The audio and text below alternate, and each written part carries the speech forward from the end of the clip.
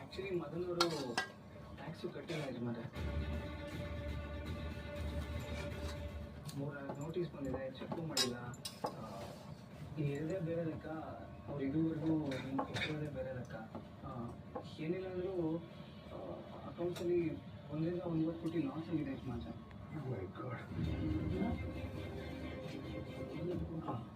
ಆ ದುಡ್ಡಿಗೆ ಲೆಕ್ಕನೇ ಸಿಗ್ತಾ